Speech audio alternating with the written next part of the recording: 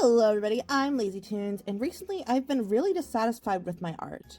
So today I'm going to share some of the ways that I have been improving it. Number one is scanning your art. I think the first thing we all have to do is kindly examine our art. But don't hate on yourself, instead pretend you are someone who has never seen your art before, or you are your intended audience, and look to see what isn't working in your art. And then choose one, and I mean one thing, to improve on. And after you get a little better at that, choose something else to improve on. Another thing that helps us improve our art is warm-ups.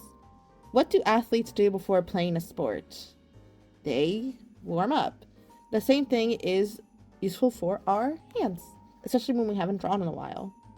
I think I have way less bad art days whenever I do some basic doodling before hopping into a hyper-focused drawing session. Warm-ups don't have to be complicated either. Just before you draw, you can practice some mark making or just doodling for 5 to 10 minutes. Which leads us to my next thing, which is keeping a sketchbook. A messy, dirty practice sketchbook. This one shouldn't be aesthetic or be posted online. More so used for warm-ups and studies. Something that can be super duper just ridiculous. You could also use like an art activity book that you wouldn't really show people. Like I have my 365 art book, which gives a bunch of art prompts and study ideas, or you can just color things in. Both sketchbooks and activity books promote more consistent art creation without so much pressure to be perfect on the first time. Number 4, use more references. If you use absolutely no references, you miss a chance to learn about whatever subject you're drawing and build up your muscle memory every time you draw. So use a reference and multiple of them. That way you don't have that syndrome where you draw from reference, but then everything looks exactly like the reference and you have no variation. And don't just use references for anatomy, but objects, accessories, and landscapes. If you're trying to imitate a particular art style, grab a reference for that too. Trust me when I say the biggest improvement on my art happened when I built up my visual library with references.